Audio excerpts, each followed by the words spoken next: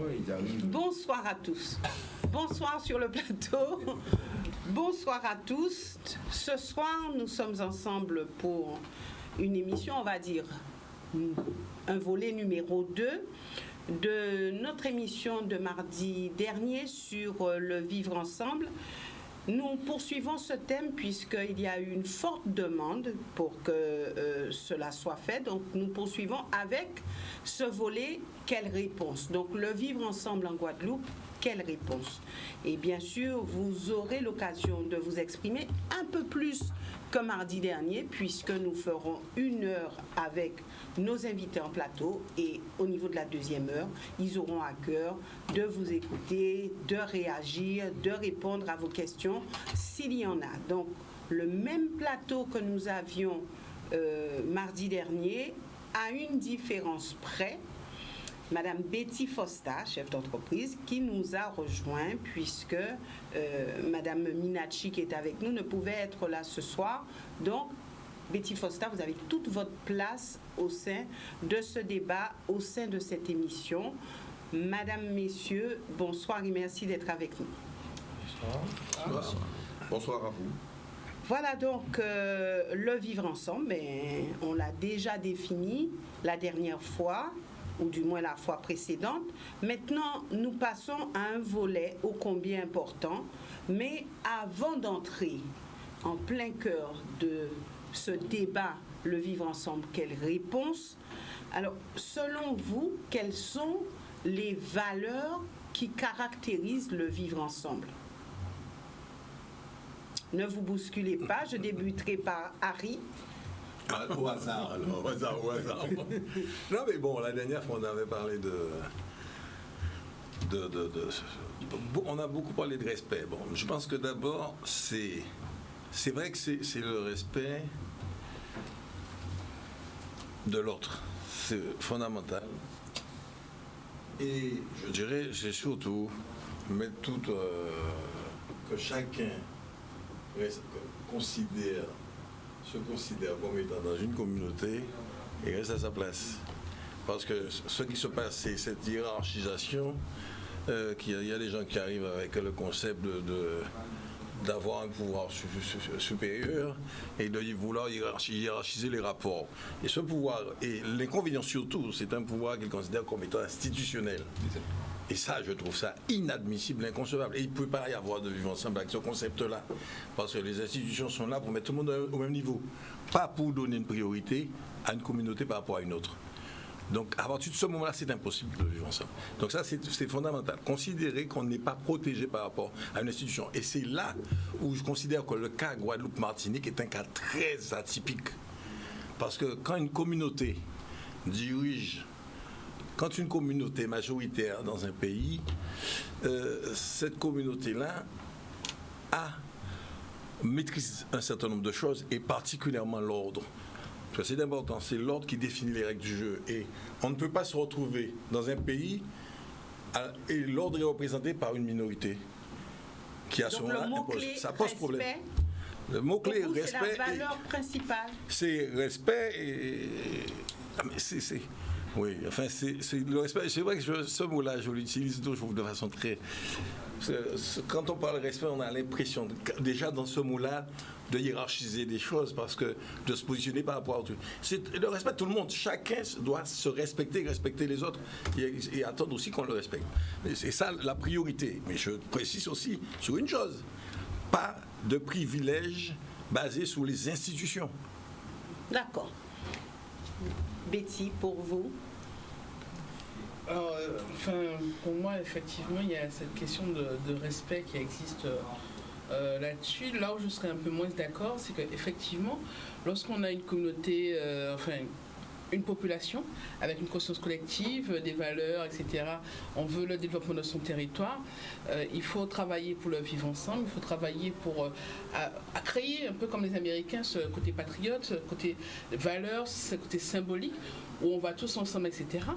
Par contre, je distingue ce vivre ensemble qui est, entre guillemets, la communauté nation, avec ces symboles forts qui fait que le vivre ensemble est possible parce qu'on a les symboles qui nous rapprochent.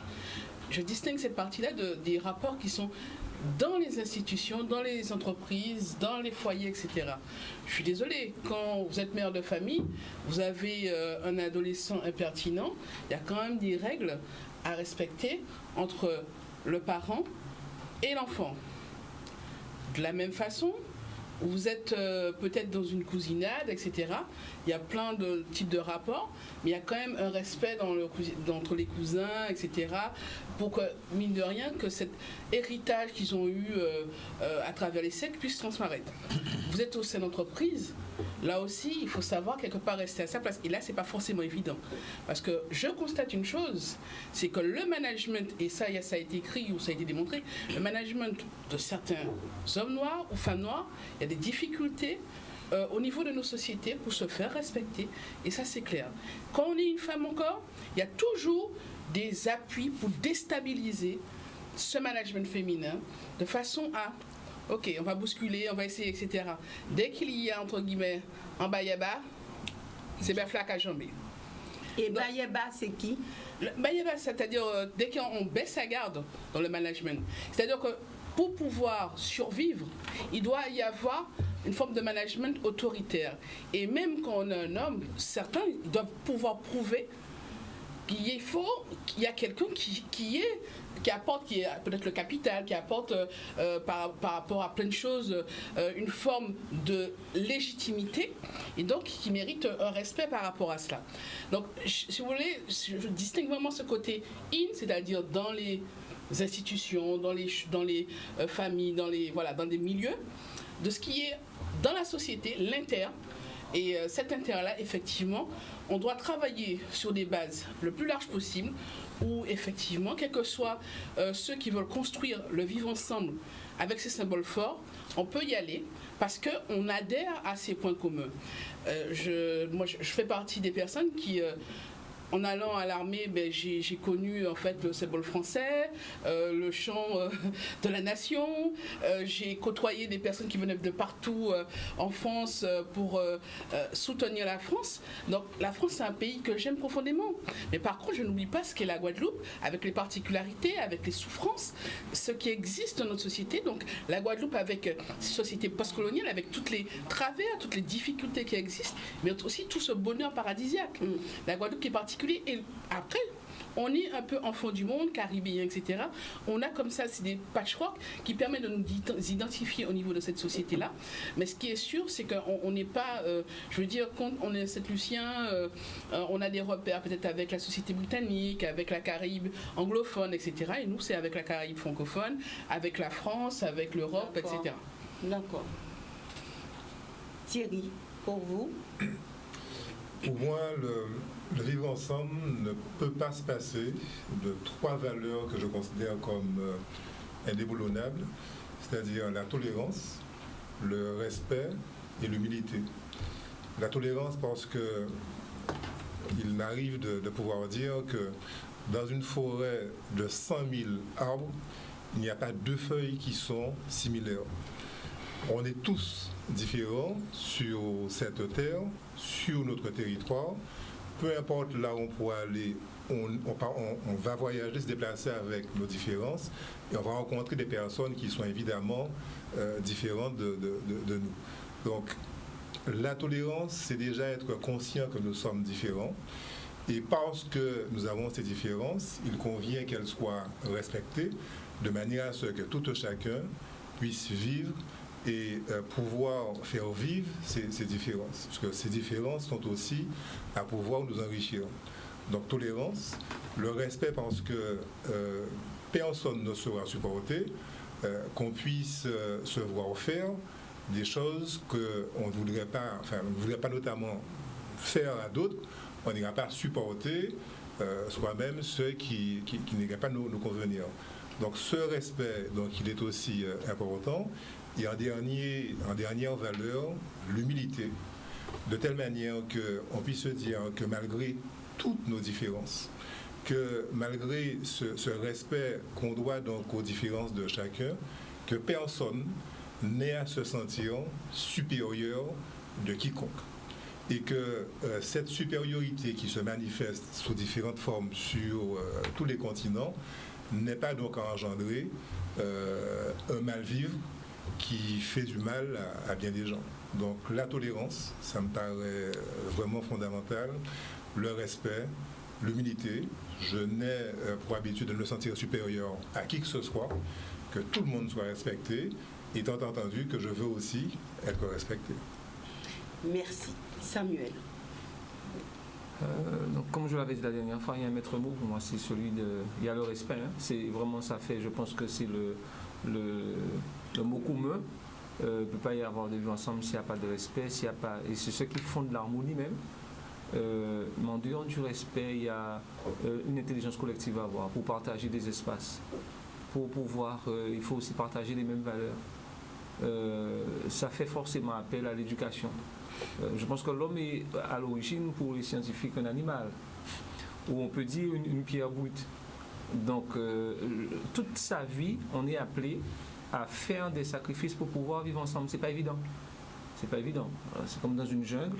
Donc ce sont des choses qui au départ paraissent simples, mais on n'a pas tous la même éducation, on n'a pas tous les mêmes valeurs. Pourtant, on est tous obligés de vivre dans le même espace.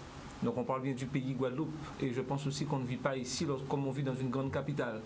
Vous verrez que beaucoup de jeunes parfois font appel, nous interpellent sur le respect.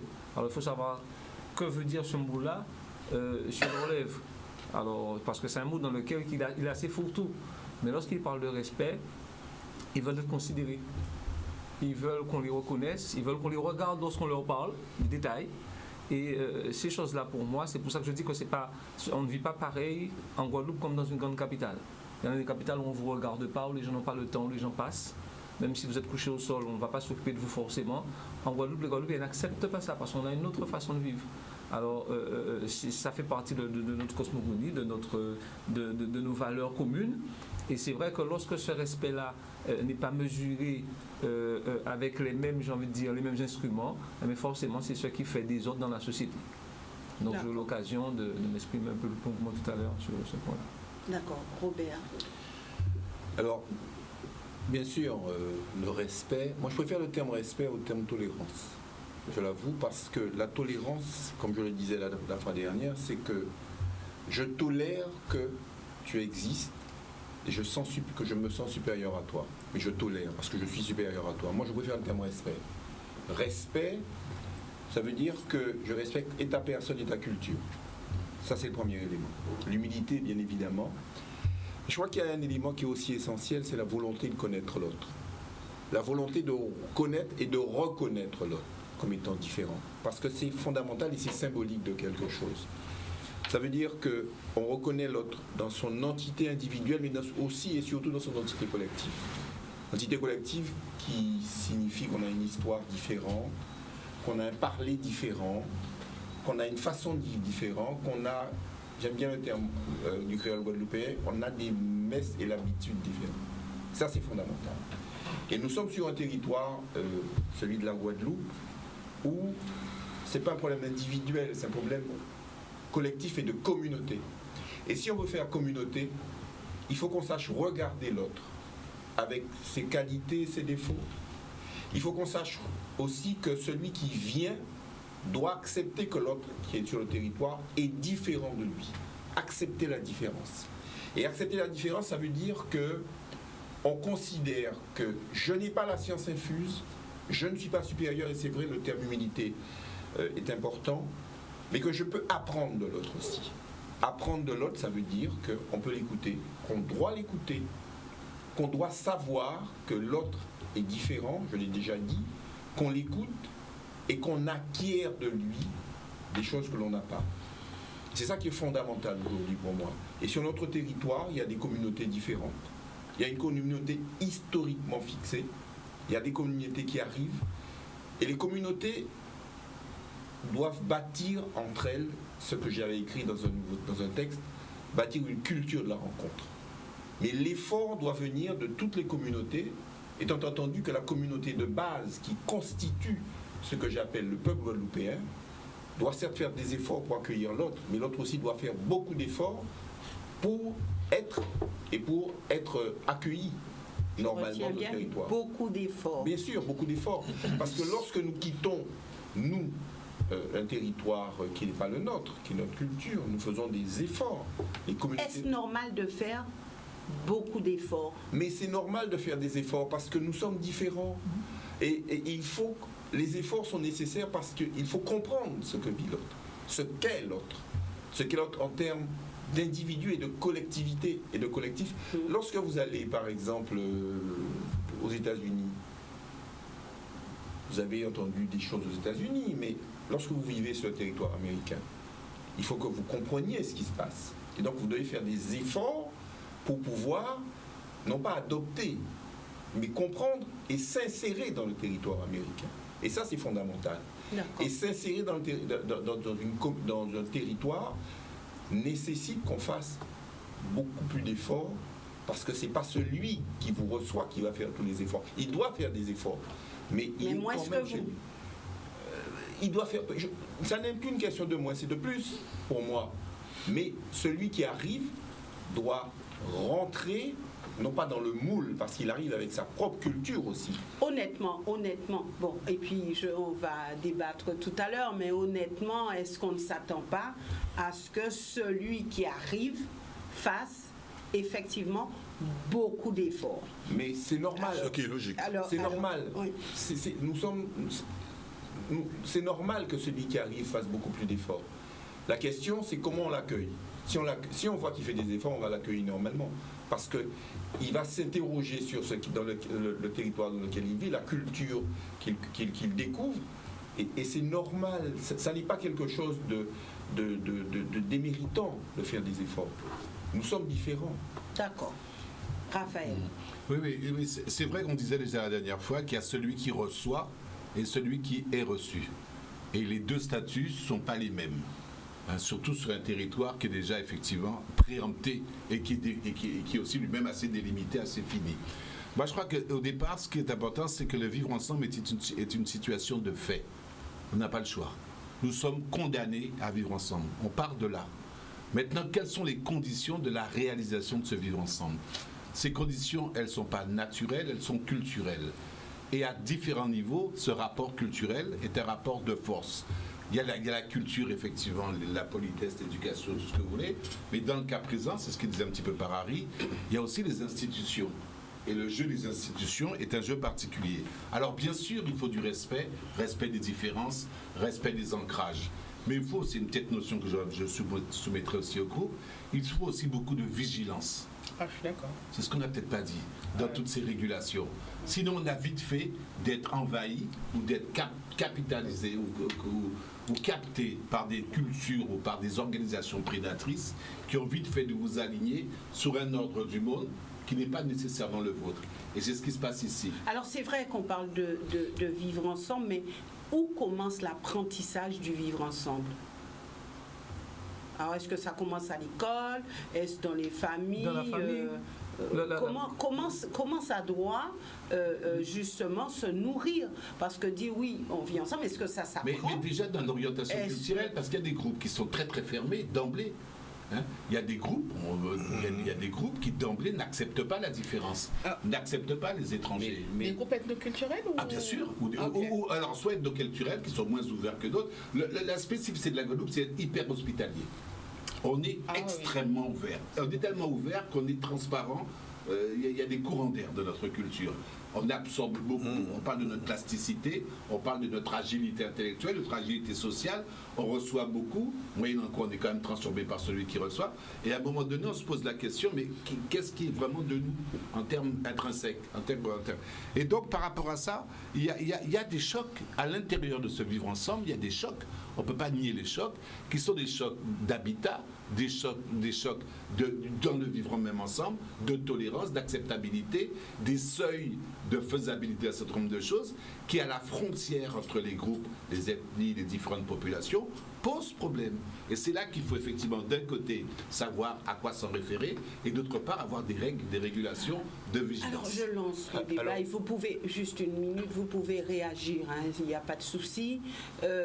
Oui, alors on parle de vivre ensemble, on parle de celui qui vient de l'extérieur, qui arrive chez nous, mais avant tout, est-ce qu'on ne peut pas aussi parler de ce vivre ensemble ? Entre nous. interne entre oui, nous. Bien sûr. bien sûr. Alors ça aussi, on a occulté cette question la dernière fois, mais je pense qu'il faut en parler. Mais bien sûr, mais je pense que c'est fondamental. Le problème de la Guadeloupe, ça a été que pendant très longtemps, les communautés qui forment en fait, qui sont guadeloupéennes, parce que ont vécu les unes à côté des autres. Alors on a fait quelque chose de melting pot, un peu abracadabra, mais en fait ce sont des Guadeloupéens, quelle que soit leur origine venant de l'Europe, de l'Inde ou de l'Afrique. La question qui me semble importante aujourd'hui, et je le disais la fois dernière, c'est l'agir politique. Comment c'est l'agir politique qui permet d'arriver à faire ensemble des choses. Et si on ne fait pas ensemble des choses, on ne peut pas vivre ensemble. C'est très beau de dire que bon, la Guadeloupe est comment dirais-je encore, est plastique. Mais la Guadeloupe était surtout plastique parce qu'elle ne s'assumait pas comme territoire. Il ne faut pas oublier qu'il y a encore 50 ans, les Guadeloupéens ne s'assumaient pas en tant... Ils venaient de Guadeloupe, mais ils ne s'assumaient pas comme des Guadeloupéens. Et aujourd'hui, les Guadeloupéens, en majorité, s'assument comme des Guadeloupéens. Ils s'assument en tant... Ils ne disent pas « je suis de Guadeloupe », ils disent « je suis Guadeloupéen ». La culture guadeloupéenne, la langue guadeloupéenne, l'histoire guadeloupéenne, ils l'assument et de plus en plus, on a des intellectuels guadeloupéens, il faut le dire aussi, qui travaillent sur la Guadeloupe. Alors qu'il y a 50 ou 60 ans, c'était un ou deux. Maintenant, la langue, l'histoire, la géographie, la culture, on travaille dessus. Et il me semble fondamental aujourd'hui que nous comprenions que nous formons un peuple, mais je pense que les gens de plus en plus le comprennent, et que si nous acceptons les autres, et il faut les accepter, il faut que nous puissions les accepter, mais qu'ils nous respectent en tant que peuple, qu'ils assument et qu'ils acceptent. Alors, je reviendrai que nous tout soyons à l'heure. sur cela. Alors, mais pour la Guadeloupe elle-même, il faut que nous appuions, il faut que nous apprenions à former communauté guadeloupéenne. Donc à vivre ensemble. Oui, mais on ne peut pas faire l'économie du temps. Alors nous devons marquer Parce que... une courte pause de publicité et ne vous inquiétez pas, je reviens avec vous et puis nous aurons l'occasion de faire un tour de plateau sur cette question. À tout de suite. Voilà, nous revenons au sein de notre émission avec notre plateau et je sais que les réflexions vont bon train, donc nous reprenons sur cette question.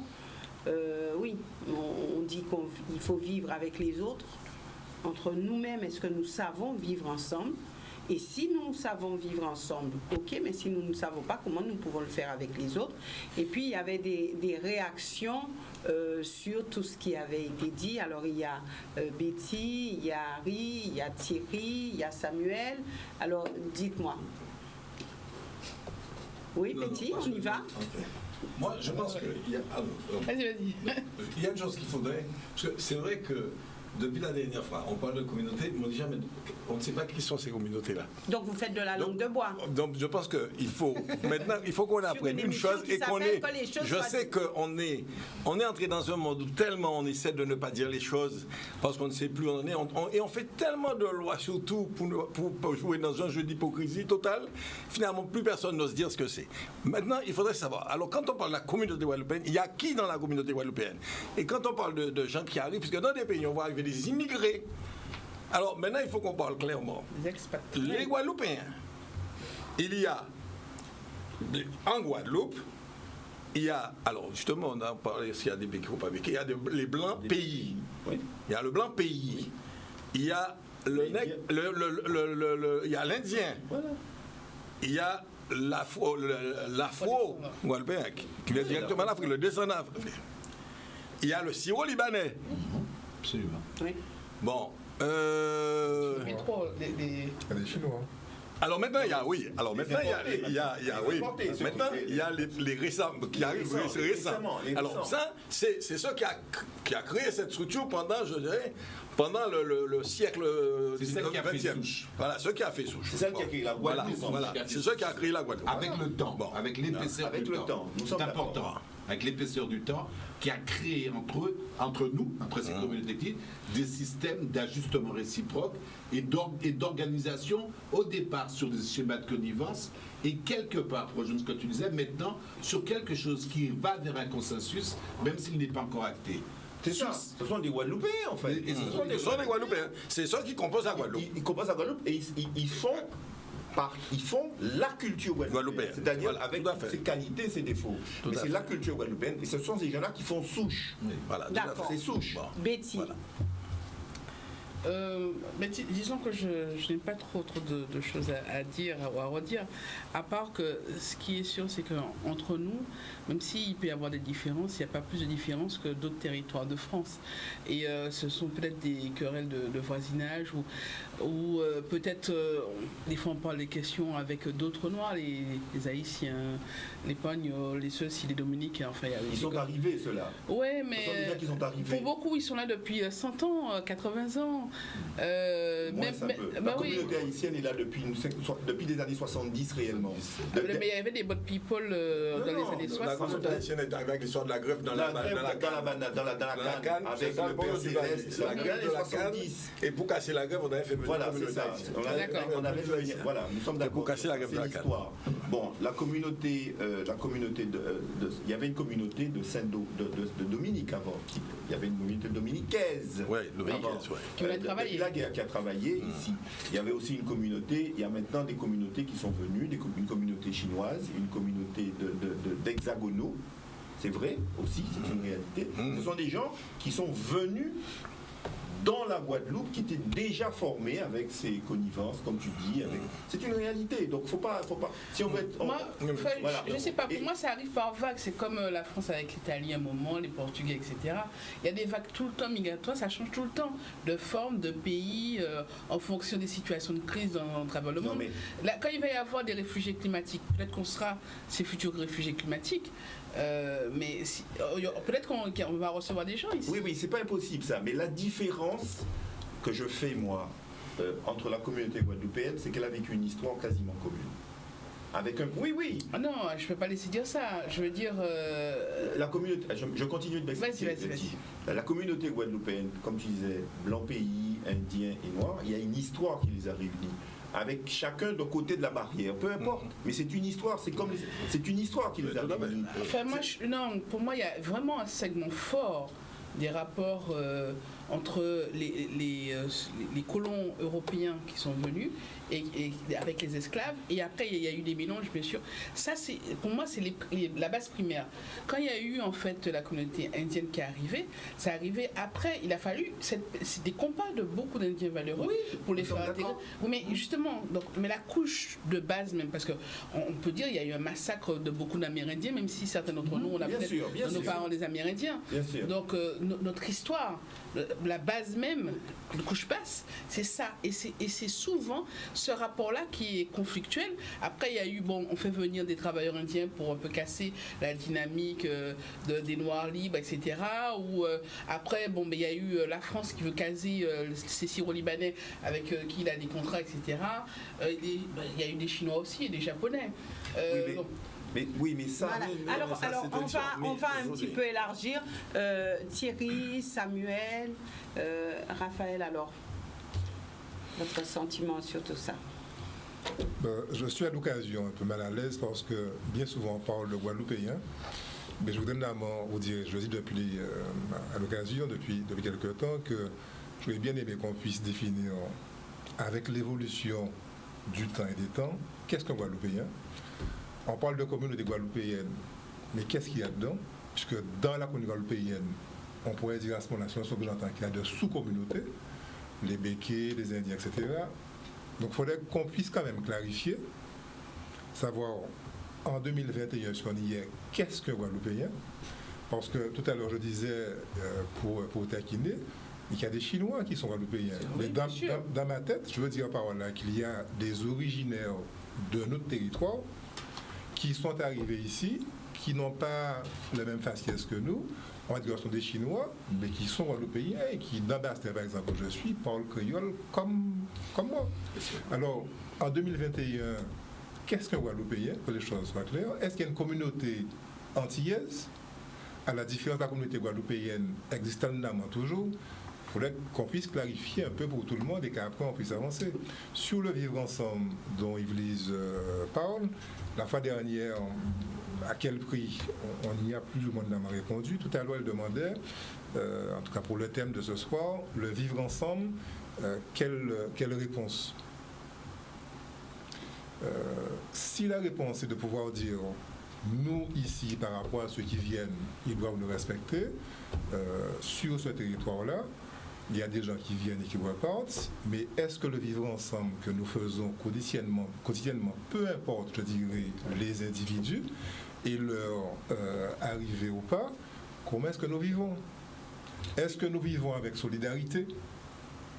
Est-ce que nous vivons avec intelligence?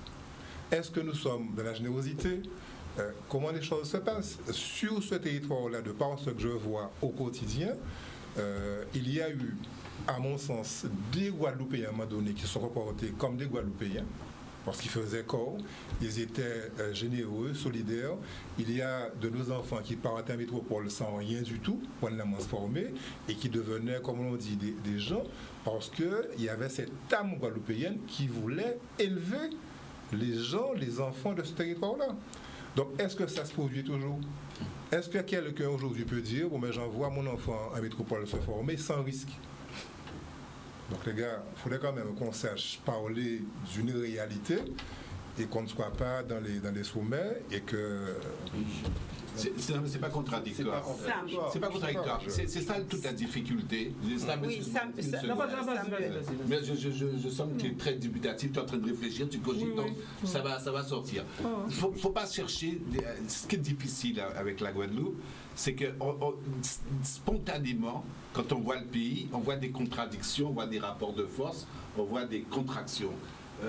Et c'est là que le problème est difficile, parce que les choses se sont fait beaucoup plus dans une maïeutique, dans un maillage, avec quand même des dates, des périodes, ou des moments souches. Il y a une plaque tectonique. Et la plaque tectonique, c'est ce que tu disais. Donc la soubassement, c'est ça. Maintenant, le problème du vivre ensemble, c'est de savoir, est-ce que le vivre ensemble, il est agi ou est-ce qu'il est subi? Voilà. Ah, c'est une très bonne question. Mais c'est ça qui est fondamental. Non, mais attendez. Et donc, c'est effectivement... Les gars, ça c'est encore autre chose. Faisons simple, c'est encore autre chose. Pour vous, pour nous, et aussi notamment pour Betty, puisque elle l'a dit tout à l'heure en préambule, je me rappelle d'avoir entendu donc, ces mots, ces paroles. L'un fait l'armée avec au monde, à la vie ou à la mort. Il fallait, pour cette personne qui, par exemple, se retrouve en prison, il y avait une solidarité qui se manifestait. Donc on disait, là on va lever avant monde, là on fait l'école avant monde, là on fait l'armée avant monde, peu importe ce que cette personne pouvait faire, on restait à ses côtés. À un moment donné. À un moment donné, en tout cas, c'est une histoire individuelle aussi. Non, mais c'est pas tant que ça. C'est pas tant que ça parce que ça traversait les temps. Et à mon sens, ça s'appelait une certaine solidarité guadeloupéenne. La loyauté aussi. Il y a un peu de loyauté. Un certain soutien, etc. En tout cas, ça peut se qualifier avec plusieurs mots. Mais comment est-ce que nous vivons en Guadeloupe? On va dire en 2021, il y a le passé des colons consorts. Ok, il y a les béquets, il y a ceux qui viennent avec d'autres cultures.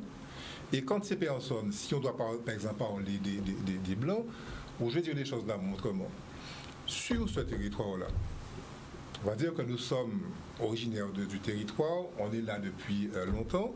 Ce que je constate, étant dans le monde de l'entreprise, c'est que bien des gens qui viennent de l'extérieur, qui viennent, comme on dit parfois, sans rien, arrivent à évoluer, à s'élever sur le territoire, et ceux-là même qui sont en Guadeloupe, qui font partie de la communauté guadeloupéenne antillaise, tout ce que vous voulez, il y aura une des plus en malheureux.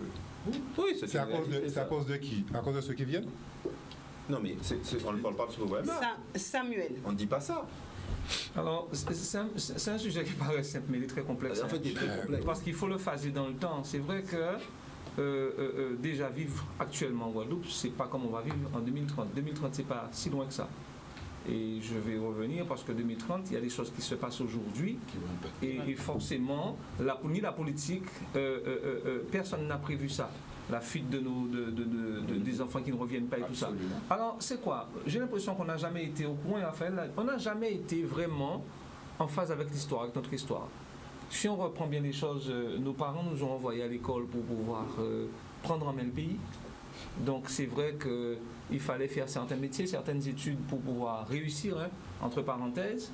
Et lorsque ces Guadeloupéens sont retournés, c'est vrai que beaucoup à l'époque se sont empressés de parler de nationalisme, d'indépendance et tout ça, parce qu'ils pensaient pouvoir prendre le pays en main. Je pense que c'est ça. Parce que vous partez dans un pays, vous allez étudier, vous dites que lorsque je vais revenir, il faut que je prenne mon pays en main. Mais finalement, ce rendez-vous-là, on n'a pas été au rendez-vous de cette histoire-là non plus, puisque le pays a un rendez-vous raté parce que le pays a continué à être géré depuis la France avec des fonctionnaires métropolitains. Tout ça, la France n'a jamais lâché ça. Donc, quelque part, il y a eu cette déception-là, de cette époque-là. Et qu'est-ce qui s'est passé? Parce que déjà, et Robert le dit, c'est vrai que les communautés même n'ont pas eu la même façon de voir le pays. Vous avez eu des gens, ce sont qui ont été les industriels, qui ont pris toutes les cartes. D'ailleurs, je pense qu'il y a un président, pour ne pas le nommer, le président Lurel s'est battu contre les monopoles, mais il faut dire que ça change énormément un pays économiquement. Ça vous fige un pays pour longtemps, et définitivement, parce que vous ne pouvez plus revenir après. Donc il y a eu des gens qui ont eu des cartes, et vous avez eu les Guadeloupéens. Des cartes de quoi? De distribution? Les cartes de distribution, les cartes importantes, c'est-à-dire tout ce qui le développement du pays. Ils ont eu les cartes en main, mais aussi ils ont eu ce qu'on appelle les enseignes qui, jusqu'à maintenant, il y a des gens, lorsque si vous buvez une marque de bière ou de boisson, eh bien, ils perçoivent des royalties parce qu'ils ont ces marques-là, vous ne pouvez pas revenir dessus. Donc ça continue à exister. Et c'est pour beaucoup dans la grande distribution. Et après, vous avez eu les Afro qui sont venus, les Afro-descendants qui se sont dit, bon, on va travailler la chose intellectuelle. Ils ont brillamment réussi, mais ça n'a pas fait qu'ils ont quand même pris le pays en main. Et puis vous avez les Syro-Libanais qui ont développé le commerce, parce que pour nous, avant, c'était un gros mot le commerce. Donc on ne s'y intéressait pas. On a vu après qu'on avait bien tort de ne pas s'y intéresser. Et aujourd'hui, ça continue. Alors, maintenant, même les petits métiers, parce que c'est très complexe d'ailleurs, c'est pas en une soirée qu'on peut parler de ça. Qu'est-ce qui s'est passé à un moment? La même communauté chez les Afro-descendants qui voyaient très mal, de très mauvais œil, le travail manuel, les artisans. Alors aujourd'hui, c'est vrai, ça me fait... je me marre quand je regarde les gens féliciter un confiseur, féliciter un chocolatier. Je me dis, je suis comme une sorte d'observateur.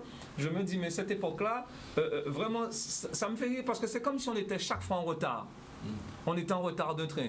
Parce qu'on découvre aujourd'hui des métiers dans lesquels les jeunes gagnent très bien leur vie, mais qu'on n'a pas non plus pris au sérieux parce que dans ces mêmes métiers-là, vous avez des sociétés en Guadeloupe qui font appel à d'autres personnes à l'extérieur. Elles n'ont pas souvent tort, il faut qu'on le dise, elles n'ont pas tort, puisque la formation professionnelle, nos jeunes ne sont pas formés pour ça. Alors aujourd'hui encore, je vivais une expérience. Mais c'est riche. De chaque fois que vous voyez quelque chose en Guadeloupe, il faut vous poser des questions. Il ne faut jamais voir avec les yeux de manière binaire. J'étais chez un coiffeur aujourd'hui et qui a un problème. Essayer d'ouvrir un salon aujourd'hui pour avoir 10 coiffeurs. C'est juste pas possible avec des Guadeloupéens. Alors qu'est-ce qui se passe? Ben, il y a pour la plupart des gens des Dominicains qui sont installés en Guadeloupe et qui représentent 90% du personnel parce que les gens guadeloupéens ne s'intéressent plus à ça. Et aujourd'hui, qu'est-ce qui se passe? C'est eux qu'on est obligé, même si vous êtes Guadeloupéen, que vous voulez prendre, vous voulez ouvrir un salon, vous êtes obligé de composer avec eux, mais vous êtes vraiment obligé. Qu'est-ce qui se passe aujourd'hui? Vous avez le choix entre peut-être développer de manière, si c'est politiquement, développer ces secteurs-là. Mais je prends la coiffure, mais c'est dans tous les secteurs, la restauration. Il faut savoir qu'au lycée hôtelier, s'il y a 10 jeunes qui sortent, en haut du panier, tous les jeunes partent s'installer ailleurs. Ils vont à New York, ils vont au Canada, ils vont à Paris, mais ne restent pas en Guadeloupe. Donc, quelque part, on a un pays qui est jamais, parce que nous aussi, on n'a jamais su ce qu'on voulait. On n'a jamais su si on voulait faire vraiment de l'économie. Donc, le vrai problème, il vient de nous. Le vrai problème vient... Alors, c'est pas si simple que ça. Excuse-moi. Ouais. Non, le vrai problème, il vient du fait qu'on est rentré au pays par la porte d'entrée, c'était la survie. Et maintenant, on revendique la vie. Voilà. Donc, il faut qu'on l'organise. Voilà. Et pour moi, effectivement, on n'a pas encore réussi à vivre en Guadeloupe. C'est-à-dire, on survit, on fait avec les autres, mais on n'a jamais pris une véritable place dans l'économie. Alors, quand vous dites on survit, qu'entendez-vous par là? Parce que les communautés n'ont pas toutes les mêmes je veux dire, je prends un exemple.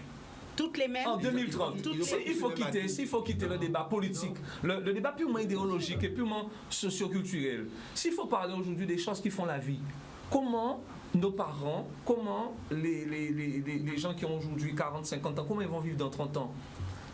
est-ce que les conditions sont réunies? Est-ce que il faut savoir, par exemple, si on est vraiment honnête avec nous-mêmes, vous avez des communautés qui ne connaissent jamais les logements sociaux. Ils ne connaissent pas les bailleurs sociaux, ils ne savent pas ce que c'est. Parce que dès qu'ils viennent, ils habitent dans une maison, ils prennent une villa, ils construisent. Et vous avez, ça c'est réservé qu'à une catégorie là. Il faut ouvrir les yeux sur tout ça. Que vont faire parce qu'on va vivre dans un monde presque médico-social en 2030. Ça veut dire que ça va être les EHPAD, le monde des EHPAD, parce que les jeunes ne seront plus là. Parce que j'entends les gens dire oui, les jeunes reviennent, mais pas tant que ça. D'ailleurs, les derniers chiffres montrent qu'ils ne reviennent pas tant que ça. Donc, ils s'en vont. Mais quand ils s'en vont, ils ne viennent pas forcément pour revenir. Donc, quelque part, vous aurez une population qui aura vieilli. Et puis, ils vont être chez eux juste des consommateurs binaires, primaires, je ne dis pas binaires. Donc la problématique, elle est importante. Et dans un débat comme celui-là, il y a peut-être 4 ou 5 débats. Mais en tous les cas, il est important qu'on sache ce qui est en train d'arriver dans notre pays, parce que nous avons un très très beau pays. Un très très beau pays. Mais forcément, ce ne sont pas forcément les Guadeloupéens qui en profitent. C'est-à-dire, pendant que nos jeunes sont en train de s'installer ailleurs, vous avez des gens qui vendent ce qu'ils ont ailleurs pour venir s'installer au pays. Ça se voit tous les jours. Donc, on a de vraies questions à se poser. Oui, nous sommes voilà. d'accord. Nous sommes d'accord. Donc, d'abord, Betty, vous, je crois qu'il y avait Harry, Thierry et puis Raphaël. Mais c'est difficile de faire un débat comme celui-là pour donner la parole à une personne. On va forcément avoir... nous sommes d'accord. Voilà, on va vraiment s'arrêter un moment pour parler. Je vais revenir sur un point important. Voilà. C'est-à-dire, en fait, il y a une question que j'ai entendue, c'est d'ailleurs, c'est quoi être guadeloupéen? C'est quoi, etc.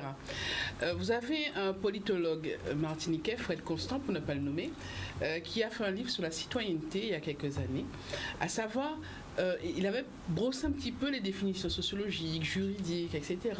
sur c'est quoi le sentiment de citoyenneté et les éléments de citoyenneté qui étaient octroyés au niveau juridique.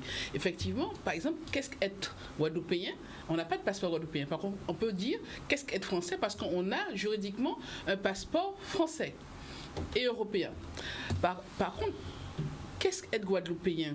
C'est le sentiment de citoyenneté. Ce sentiment-là, vous pouvez l'avoir de gens qui arrivent assez rapidement, de gens qui sont là depuis longtemps. Et à contrario, vous pouvez avoir des jeunes Guadeloupéens qui se sentent exclus. Ils ont eu peut-être des problèmes entre frères et sœurs. Ils ont été dégoûtés de ne pas trouver du travail. Après une tentative en revenant en Guadeloupe, deuxième tentative, etc. On est sous-payé, on est dégradé, on est mis au banc de la société. On réessaie une troisième fois et on est rejeté par cette société qu'on fantasmait, qu'on voulait vivre, qu'on voulait investir et réinvestir. Parce que pour certains, ils n'ont pas compris qu'il y a des règles du jeu. Il y a des règles du jeu qui sont très différentes entre ceux qui sont guadeloupéens de la part de la naissance et ceux qui l'adoptent en s'installant. Je crois qu'il y a un élément important. Bien sûr. Il faut faire une différence entre citoyenneté et identité. Moi, je pense que c'est important. On est d'accord. Parce que la citoyenneté, on peut être citoyen de n'importe quel pays. Bien sûr, du Mais le problème, c'est l'identité. C'est ce qui forge, et l'identité est forgée par la culture, fondamentalement. Pas que, mais fondamentalement, parce que c'est pas parce que tu ne te retrouves pas en situation d'exister, de vivre dans ton pays que tu n'es pas de ton pays. Il y a beaucoup d'hexagonaux qui vivent aux États-Unis, mais ils restent français. C'est ça la réalité. Or, pourquoi ils sont français? Parce qu'ils ont une culture, ils ont vécu, ils ont appris et ils ont vécu dans une culture qui est la leur. Et ils seront à l'étranger, ils seront toujours français. Oui, mais la question, notre problème, pour répondre à ta question, Betty. Notre problématique, c'est qu'en réalité, ne colle pas en même temps la notion de citoyenneté et la culture d'identité. C'est ça le problème. Parce que il faut rajouter quelque chose, Robert. Est-ce que le vivre ensemble déjà aussi, c'est pas quelque chose de plus basique? Parce que lorsqu'on a pris sa retraite et qu'on n'a plus on ne voit plus le pays à travers. Ça, c'est plus large. Voilà. Ça va au-delà.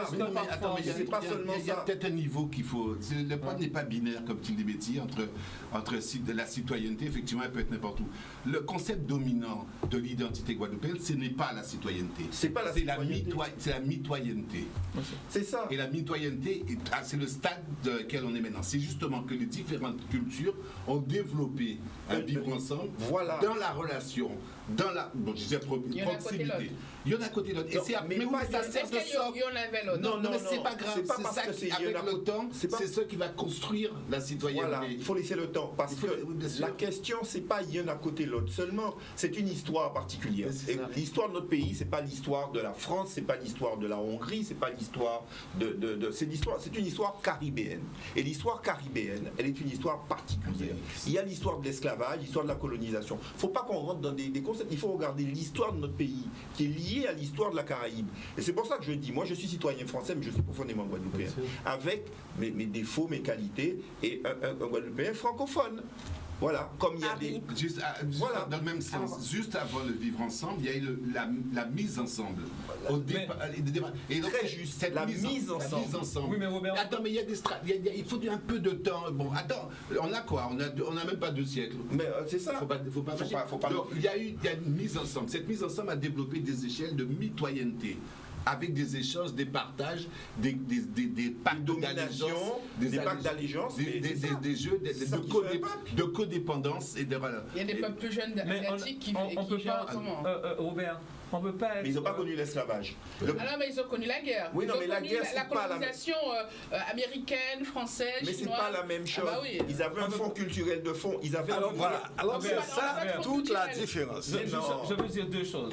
On ne peut pas être un Guadeloupéen francophone lorsqu'on n'a pas le minimum de pouvoir dans son pays pour décider de ce qu'on va faire. C'est ça le... Parce que la francophonie était octroyée. Oui, voilà, c'est absolument. Non, mais quand je dis... Mais c'est pas la francophonie qui a... Oui, mais c'est pas l'assignation qui m'intéresse, c'est le fait de ne pas pouvoir mettre, c'est presque une sorte d'oxymore, de mettre à côté de francophones guadeloupéens. Puisque tu l'es peut-être que tu l'es juste aussi parce que tu es né dans le pays, mais quand tu n'as pas de pouvoir dans ton pays, c'est autre chose. Ça forme quelqu'un. C'est définitivement formateur parce que c'est ce qui vous... Non, mais on ne peut pas être chez soi sans prendre de décision. Mais nous sommes d'accord, ça c'est pas ça qui n'est pas contestable. Le problème, c'est justement parce que nous avons une identité guadeloupéenne que nous devons devenir des citoyens guadeloupéens. C'est ça qui est la réalité en fait. Mais tu ne peux pas le devenir parce que tu es trop limité. Non, mais c'est parce que tu ne veux pas aussi. Le problème, c'est des efforts que les Guadeloupéens doivent faire pour prendre la responsabilité. Donc c'est ça la question. On touche du doigt. C'est marrant parce que après tout ce que je viens d'entendre, j'ai l'impression que finalement, dans ma tête, on a contredit tout ce qu'on avait dit avant.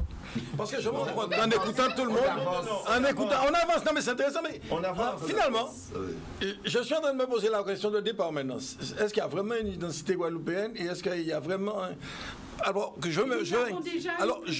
on a déjà eu plusieurs émissions. Mais non, mais pourquoi je dis ça? Non, parce que le vivre ensemble, on parle de vivre ensemble. En définitive, c'est paradoxal, mais nous, en Guadeloupe, je dirais presque, finalement, quand je fais une comparaison, je dirais on a presque vécu plutôt comme les Anglais, parce qu'on a vécu pendant très longtemps. Finalement, des communautés se sont organisées, mais on a vécu, et ton mot mitoyenneté, on a vécu en mitoyenneté. Donc c'est un peu plus le concept anglais que le concept français de l'assimilation. Oui, on a vécu. Bon. Ensuite, finalement, depuis, parce que finalement, il faut bien reconnaître que il y a eu une vraie révolution culturelle dans ce pays-là. Il y a 40-50 ans. Mais nous sommes d'accord. C'est là, il y a une vraie révolution parce qu'il y a une revendication forte de la réalité guadeloupéenne. Bon, bien sûr. Alors, à ce moment-là, effectivement, certaines communautés se sont retrouvées ensemble, plus dans ce combat-là, et les autres ont suivi, mais un petit peu en retrait. Il y avait d'autres logiques. Voilà, il y avait d'autres logiques qui les animaient. Le pouvoir, et d'intérêt. Donc, il y a eu 2 démarches très différentes. Et ça, effectivement, il y a eu une communauté qui a avec une démarche purement économique. Oui. Et il y a il y a 2 autres communautés qui ont abatté pour le mal. Mais oui, et finalement, on est arrivé aujourd'hui à cette situation. Mais il y a un élément qui a fait aussi la différence. Parce que dans tout ça, moi je considère que tout le problème et toute la difficulté qu'on a en Guadeloupe, c'est que tout ça s'est pas fait librement. Il y avait j'ai presque envie de dire quelqu'un qui tirait les ficelles. Un pouvoir. Il y avait un pouvoir qui tirait les ficelles et finalement, tout est déstructuré. Et c'est pour ça qu'on tourne en rond tout le temps. Parce que ce pays est déstructuré. Qu'on ne tourne pas en rond et qu'on puisse vraiment se coller au thème. Quelle réponse? Alors, mais oui, mais justement, on y est, parce que le problème, on y est. Parce qu'en définitive, aujourd'hui, il faut des réponses. Non, mais tu sais, on y est, mais non, mais la réponse se construit. Alors, le problème, c'est qu'on a parlé du temps. On a parlé du temps. Nous n'allons pas continuer à ignorer les réalités. C'est là où je rejoins Sam. Nous sommes en accélération. Oui. Et l'accélération dans laquelle on est aujourd'hui, il y a des gens qui n'ont pas l'air de le comprendre. On va vers le génocide. Oui. Point. Alors on peut ne pas l'admettre. Hein. On va vers le génocide. Point. Donc c'est où on le comprend et on prend les dispositions pour l'éviter, ou on laisse aller vers le génocide et on dit tant pis. On a perdu la guerre. C'est subtil. Génocide pour qui arrive? Culturel. Mais non, mais quelle communauté? Quelle communauté? La communauté guadeloupéenne. Guadeloupéenne. Mais de qui vous Ils vont parlez? perdre pareil. Ils ne le savent pas, mais ils perdent Non, je vous demande, mais je voudrais comprendre de qui vous parlez.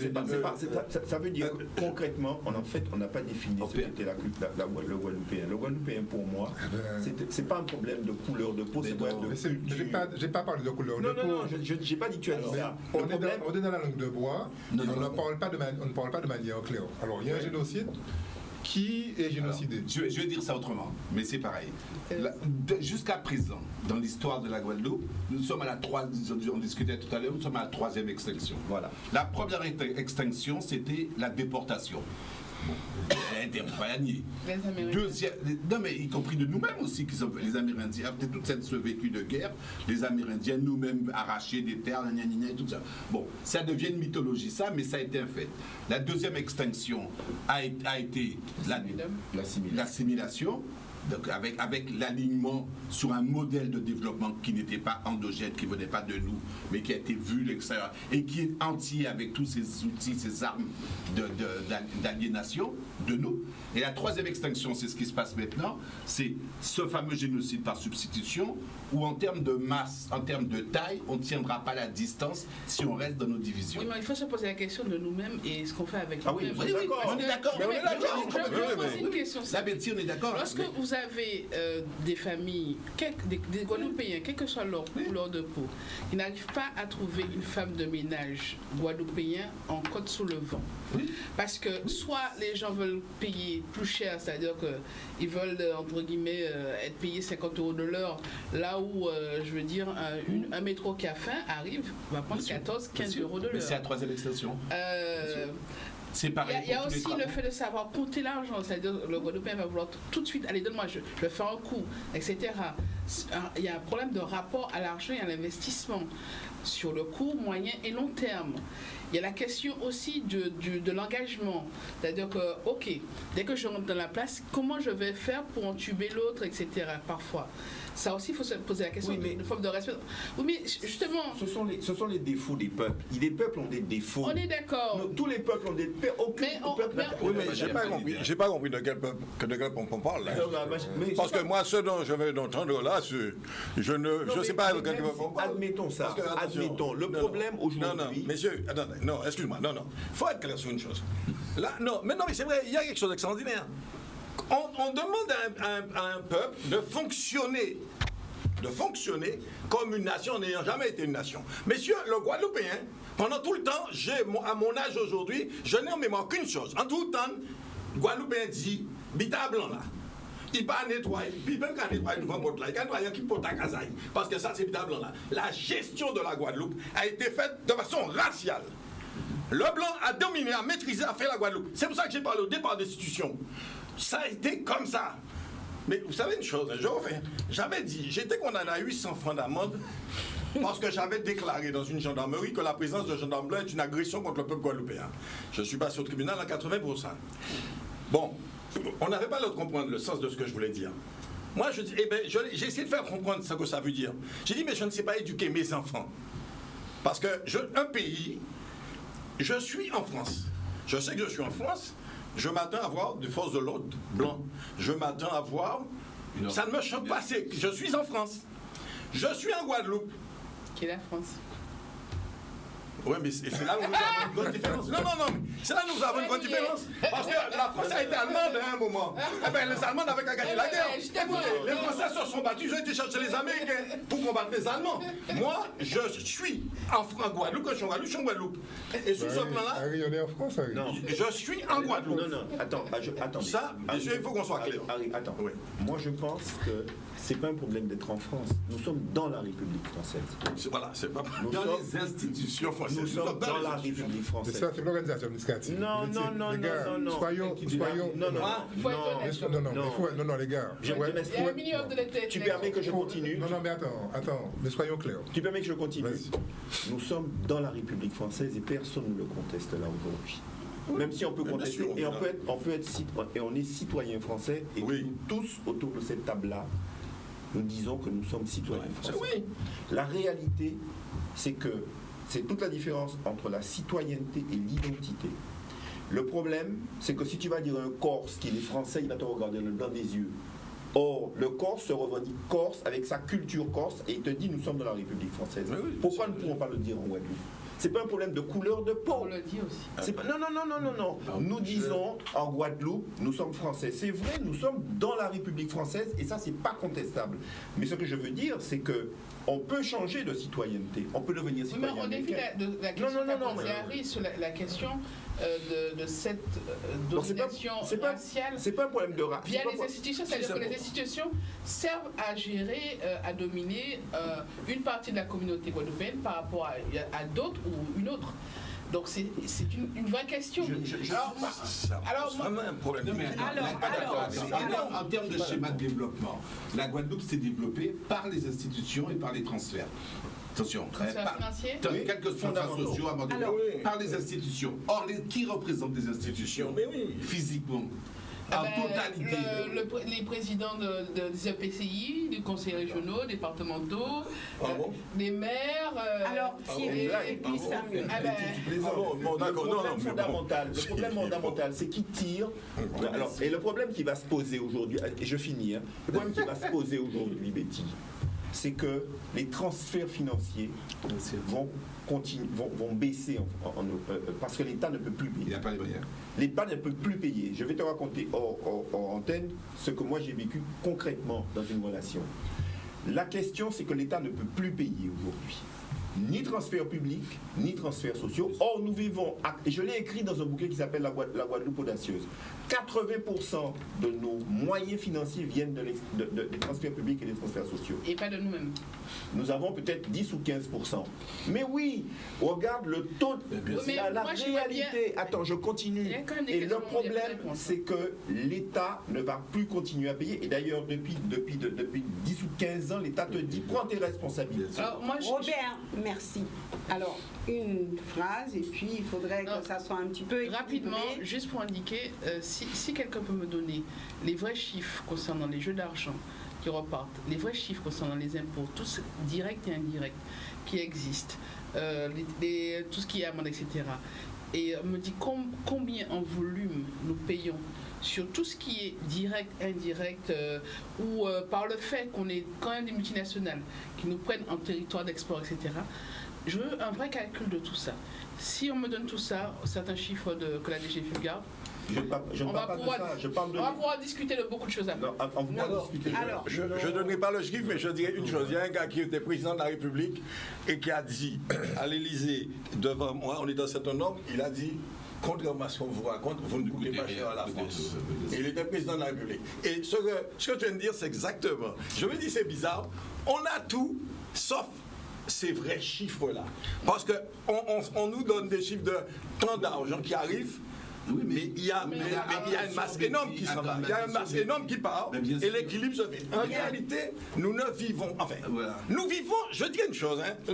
Ce qu'il y a, c'est qu'en étant dans la République française, nous sommes protégés dans un jeu monétaire. C'est ça la chance qu'on a par rapport aux autres. Et nous sommes protégés dans un jeu monétaire. Alors, Et de géopolitique. Et de géopolitique. Ça, c'est vrai. Et c'est pour ça que c'est pour ça qu'aujourd'hui, le débat, pour moi, n'est pas un débat indépendantiste au sens où on l'entendait à l'époque. C'est pas ça. Mon débat aujourd'hui est un débat économique. Je veux des moyens objectifs pour qu'on puisse maîtriser ce pays-là et le développer sous nos critères. C'est tout. Moi, c'est ce que je dis aujourd'hui. Bon, ça, c'est une chose. Et je veux, mais pour moi, on me dira tout ce qu'on voudra, mais je veux que demain matin, tout ce qui représente l'ordre dans ce pays-là ressemble à ce pays-là, de façon mélangée, la mixité de la chose. Et ça, parce que je parle de principe qui est simple, vous n'allez jamais faire un peuple fonctionner avec comme critère que le pouvoir est représenté par quelqu'un d'autre. De l'extérieur. De l'extérieur. J'ai été... C'est un truc de dingue. J'ai ma petite... Non, mais je vais vous le dire même parce que ça m'a... J'ai été condamné, je viens de le dire. Eh bien, dimanche, ma petite fille qui a 5 ans a paniqué parce que j'ai été arrêté par des gendarmes en bateau et ils sont partis avec moi. Encore? Ouais, mais ils sont partis avec moi. Parce qu'ils voulaient aller faire un machin d'audition, qui mitait un machin. Mais c'est ce qui est effrayant. Quand je suis revenu, mais elle a été affolée, cet enfant. Parce qu'elle a déjà intégré cette notion du rapport de pouvoir. On est parti avec Papou. Est-ce qu'il va revenir? Est-ce qu'il va être emprisonné? Et moi, je trouve ça très, très anormal comme éducation. Et ça, je l'ai dit en 1980. Je suis passé au tribunal en 81. Ça fait 40 ans que je suis passé au tribunal. Mais d'ailleurs, pour aller plus loin, j'entends tout le temps la France parler de laïcité. Quand je suis passé au tribunal en 81, il y avait Jésus-Christ qui était dans le tribunal. Ça n'existe plus. Hein? Oui, mais il était en 81. Oui. En 81, on était déjà laïque. Bon, mais c'est le jeu permanent de ce genre de choses. Moi, tout ce que je veux, c'est qu'on arrête de jouer. Moi, je ne demande pas de dotation. Et je pense qu'on peut se passer de dotation.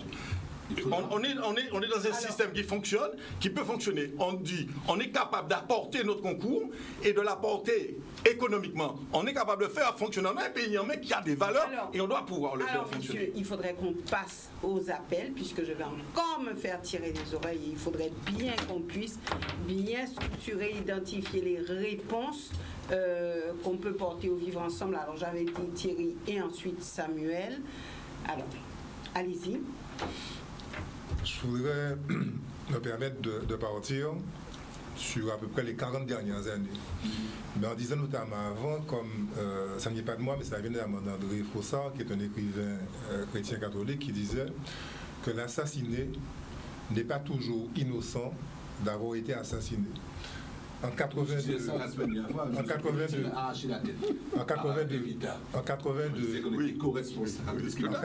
il y a eu les lois de décentralisation qui sont entrées en application en 84. Les lois de décentralisation. Ah, décentralisation. En 84, sur ce territoire guadeloupéen, qui fait partie de la République française. Donc, de 85 présidents de la RIFLA, conseil départemental, 84, pardon, le président Larifla, conseil départemental, suivi avec le président Poto. On a eu 2 assemblées avec des fonds publics, des fonds d'État, de manière à ce que nous, si je puis dire ça comme ça peut s'accepter, que nous, Guadeloupéens, on puisse gérer d'un côté avec la région l'économique, de l'autre côté le département, pour le volet social. En 2020, qu'est-ce qui est dit? C'est que 7 Guadeloupéens sur 10 est en situation de pauvreté. C'est qu'il n'y a pas de développement économique. À cause de qui? Mais nous sommes responsables aussi de ça. Mais nous ne sommes pas seuls. Attendez. Ce faisant, on a posé le diagnostic à la fois économique, qui l'intéresse. Ouais. L'aspect social, on le connaît. Nous sommes aux manettes. On a sur un seul territoire français, la Guadeloupe, on a 2 budgets. On a 2 sources de revenus. C'est comme s'il y a Harry qui dit 2 travail. Non. Il a donc 2 salaires. Attendez, ça fait partie notamment de ma petite pensée que je développe. Donc, on est sur un territoire où on a, contrairement à d'autres, on a 2 budgets. Et des budgets qui sont volumineux. J'aurais aimé qu'on sache m'expliquer comment, en termes de circuit économique, en termes de développement, en termes de prise en charge sociale, comment aujourd'hui on en est là. Alors, non. Étant entendu, je mets un petit bémol, étant entendu qu'effectivement, Harry, et comme le disait aussi Samuel et vous-même, qu'il y a une prise, il y a une certaine mainmise sur la gestion administrative et financière de la Guadeloupe. On est d'accord sur ça. Est-ce que quelque part, les gars, on n'est pas responsable? Et en cela, je voudrais dire la chose suivante. Quand il y a le président du tribunal de Bastia ou la magistrature qui est blanche, n'est-ce pas? C'est bien ça. Comme l'administration. Comme l'administration. C'est le constat. C'est ce qui se vit. Je ne suis pas en train de dénoncer, je parle d'un constat qui se fait et dont on a peur bien souvent de parler. Et dans beaucoup d'endroits, c'est comme ça. Toutes les grandes directions centrales de l'État sont tenues par des personnes venant de la métropole, qui n'ont pas d'autre couleur de peau. C'est pas problème de couleur de peau pour moi. Mais non, mais j'en parle pour vraiment que les choses soient... Que les choses soient... Attends, laissez-moi continuer. Que les choses soient dites assez clairement. Qui nomme ces gens-là? C'est l'État. C'est l'État. Oui. Dans une logique de reproduction qui est sa logique. On est d'accord.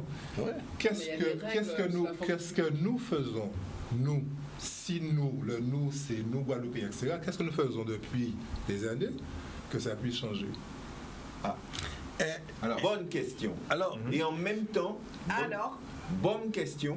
Et en bonne question qui va rester un petit peu en suspens. J'entends bien, madame. Puisque nous marquons une pause et puis nous poursuivrons alors que Samuel puisse aussi s'exprimer et puis que nous puissions récupérer les appels parce que là on se dira que Samuel est devenu timide et je pense que c'est pas du tout.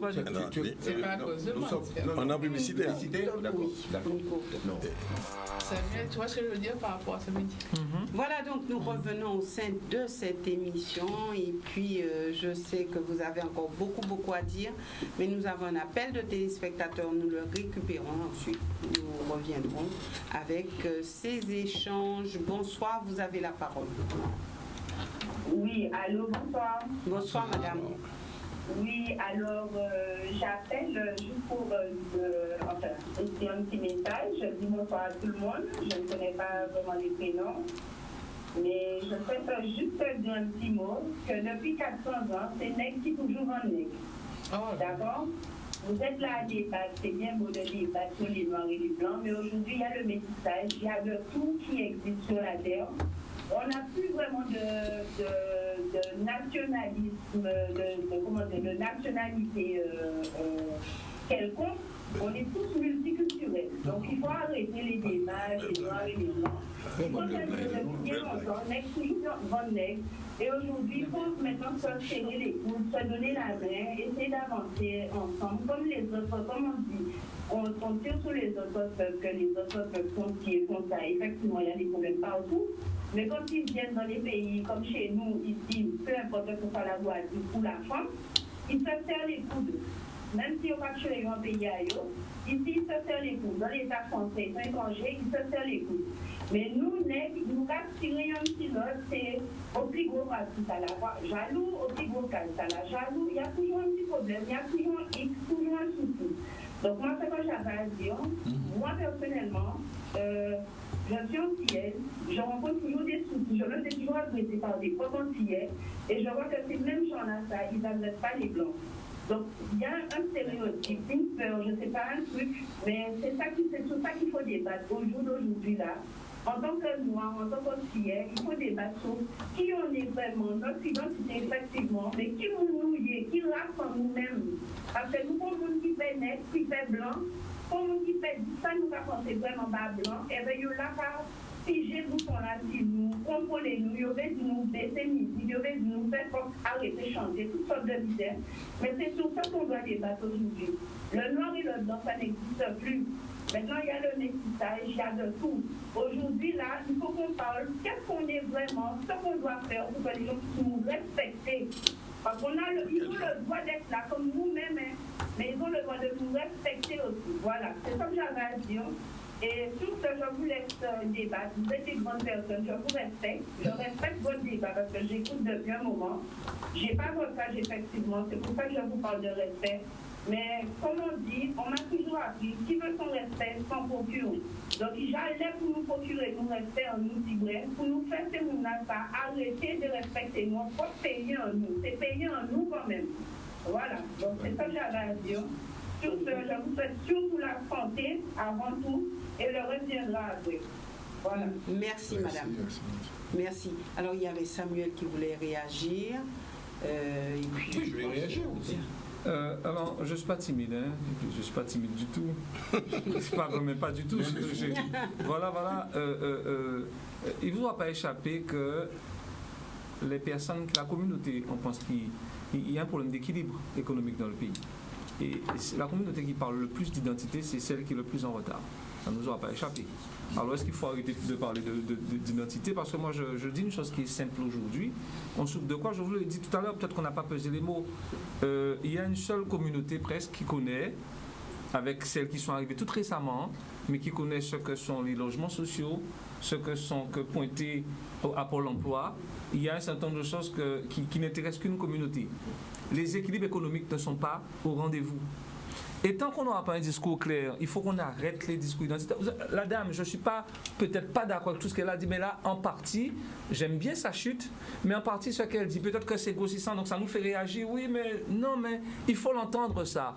Lorsqu'on a un Guadeloupéen qui arrive et qui est à la tête d'une administration, c'est ce qu'on appelle de nos voeux tous les jours. Lorsqu'il arrive, on lui fait la guerre.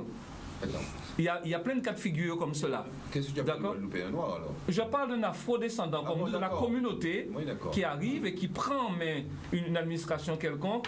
Il est combattu par ses propres frères parce qu'il est parfois limogé par les syndicats et tout ça. C'est compliqué pour lui d'asseoir son autorité. Ça, c'est une réalité.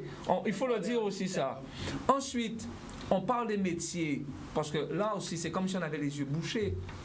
Dans les métiers de l'artisanat, parce que ici, à chaque fois que j'entends artisanat, récemment encore, il y a eu un truc, une émission, enfin un reportage sur l'artisanat des locaux qui sont à Cap-Esther. À chaque fois on parle d'artisanat, ici on parle d'artisanat d'art. Comme s'il n'y avait qu'un seul artisanat. Mais on ne sait pas ce que...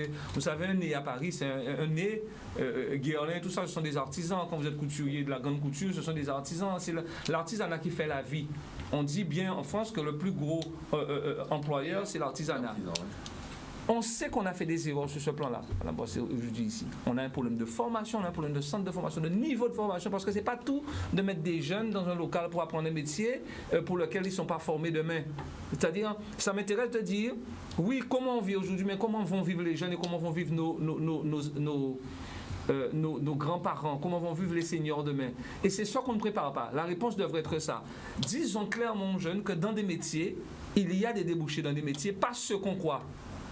Parce que tout le monde a envie de travailler dans des collectivités, tout le monde a envie d'être fonctionnaire, tout le monde a envie d'être avocat, tout le monde a envie d'être médecin. Non, ce monde-là, il est dépassé. Aujourd'hui, il y a de vrais débouchés dans des métiers qui ne sont pas du tout regardés par les Guadeloupéens. Je pris l'exemple tout à l'heure, lorsque vous avez dans un pays des entreprises qui ne peuvent pas trouver matière alors que vous avez près de 60 000 chômeurs et qui ne trouvent pas de jeunes Guadeloupéens pour pouvoir travailler, c'est une problématique parce que de toute manière, ces gens-là sont remplacés. Donc, on va disparaître. Oui, ce génocide-là, il va faire plus de mal parce qu'il est économique. Donc, comme on ne va pas au même rythme et qu'on ne se rend pas compte de ça, puisque personne ne vient le dire, ni nos politiques, ni nos intellectuels, ni même ceux qui parfois sont des socioprofessionnels, parce que même nos socioprofessionnels aussi, on nous a appris à nous taire. Alors, pour ceux qui ont déjà réussi, qu'est-ce qu'ils font? Eh bien, ils ont mis la barrière et puis ils ont sauté et puis ils mettent la barrière derrière eux pour que personne ne les rejoigne. Donc, dans un débat comme celui-là, c'est pour ça que j'hésite à intervenir, puisque là c'est vrai qu'on est déjà sur le plateau, c'est compliqué d'aller jusqu'au bout d'un débat comme celui-là, mais c'est important, c'est pas seulement la télé, il faudra qu'on continue à faire des rencontres, il faut vraiment prendre ce projet-là bras le corps, cette problématique-là, pour dire aux jeunes Guadeloupéens, ouvrez vos yeux, il y a des débouchés, il y a des métiers dans lesquels on a besoin de vous, et des métiers où on gagne très très bien sa vie. Mais qui n'intéresse pas aujourd'hui les jeunes Guadeloupéens parce qu'il y a un autre débat. Ça fera effectivement l'objet d'un autre débat. Mais tout ça, c'est la vie ensemble. Moi, ce que je voudrais vraiment, et qu'on ne sorte pas d'ici avant d'avoir permis à ceux qui nous écoutent d'identifier réellement les réponses. Parce qu'on a vu déjà, on a déboursaillé tout ça, la problématique en elle-même, mais quelle Une des réponses, madame. Alors, une juste des réponses. avant, un appel de téléspectateurs. Et on fera un tour de plateau parce que l'intérêt, c'est de savoir comment faire, que faire. Est-ce que c'est une réponse politique? Qui doit porter les réponses? Comment faire et quelles sont ces réponses? On doit tous s'y mettre. C'est politique, c'est social, c'est économique, c'est tout. On doit tous s'y mettre. Nous y reviendrons tout à l'heure, juste après cet appel. Bonsoir, nous vous écoutons. Non, parce que... Allô? Oui? Bonjour. Bonsoir. Bonsoir. Alors, ça va? Oui, très bien. Bonsoir à tout le monde qui est sur le... Bonsoir. Sur Canal 10. J'appelle en tant que Marie Galantais. Je ne sais pas si je peux donner mon nom ou bien... Comme vous voulez. Si vous voulez. Moi, je suis Frédéric. Je suis en tant que Marie Galantais. Je vous regarde souvent à la télé. Surtout quand M. Henri Ancelade est là. Et comment il s'appelle celui qui a des lunettes là? On a tous des lunettes. Je présume que c'est Raphaël. C'est lui qui a le plus souvent là. Des lunettes rouges. Je ne peux pas dire grand-chose, mais je trouve que lorsque Henri Ancelade parle, il dit vraiment tout la vérité. Je ne pourrais pas vous dire comment il dit ça, mais il dit toute la vérité avec sa main. Il parle vraiment, franchement. Je dis ça en tant que Marie Galantais. Parce que je pense que les Marie Galantais vont me reconnaître ils vont reconnaître la voix. C'est celui qui parle au téléphone. C'est pour ça que je ne veux pas trop parler. J'écoute seulement. C'est juste pour dire que Henri Ancelade et Emmanuel, ils parlent très bien. Parce que ça, je l'ai vécu un peu. Spéronel. Alors là, je vous remercie et j'attends pour ce que vous dites. Merci. Donc, on va essayer de faire un petit tour Moi, je de crois plateau que fondamentalement... sur les réponses. Les réponses, non. Il y a plusieurs réponses à cela. Mais il y a un élément essentiel, c'est la géopolitique. C'est en fait, l'économique, c'est important, mais en réalité, et je me souviens, on parle d'économie politique aujourd'hui. Enfin, avant. Même d'écologie politique. Et même d'écologie politique. La question fondamentale pour notre territoire, c'est comment le politique prend en main pour arriver à un développement, comme tu veux, pour arriver à une façon de vivre, pour que tout le monde participe à ce développement et que tout le monde profite de ce développement-là. Or, on ne pourra pas faire l'économie du politique. C'est bien simple. Quand il y a des investissements à faire, c'est vrai, il y a des investissements à faire, les particuliers font de l'investissement. Mais si on n'a pas un cadre politique qui permet que l'investissement fructifie, on n'arrivera pas. C'est un cadre politique qui aujourd'hui permet que l'import-export soit plus important que la production guadeloupéenne. Donc pour bien vivre ensemble ou pour vivre ensemble sur ce territoire, il faut un cadre politique. Il faut que le cadre politique, j'appelle ça la géopolitique. Il faut que la géopolitique permette justement à ce que chacun se trouve en situation de profiter du territoire. Et la profiter du territoire, c'est qu'il n'y ait pas d'inéquité sur le territoire. Je ne parle pas d'égalité, je parle qu'il n'y ait pas d'inéquité sur le territoire. Or, Samuel vient de parler de gens qui sont dans les locaux. Il y a des gens qui ne connaîtront jamais les locaux sociaux. C'est vrai, il faut qu'on arrive sur ce territoire pour que tout le monde se sente bien, à que ce territoire se développe à partir de ses potentialités, et que l'on ne vienne pas simplement de l'extérieur en disant c'est ce que nous voulons pour vous, et que à ce moment-là, la situation économique, la situation sociale et la mise en valeur de la culture puissent permettre à ce que tout chacun et toutes les communautés, parce que s'il ne faut pas se leurrer, il y a des communautés, se sentent à l'aise et respectées et se sentent en situation de vivre ensemble. C'est ça qui est important. Nous partons du côté du téléphone. Bonsoir, nous vous écoutons. Allez-y. Allô? Oui. Allez-y, monsieur. Allô? Nous vous écoutons. Allô? Oui.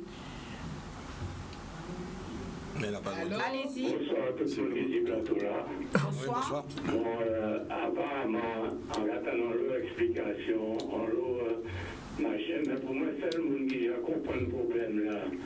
Ces plateaux-là, c'est Michel Ancelade. Et parlez de qui monde qui Guadeloupéen, ni monde qui ont l'autre difficulté à définir Guadeloupéen. Pour moi, Guadeloupéen, c'est monde qui vivait parmi les premiers qui construisent la Guadeloupe.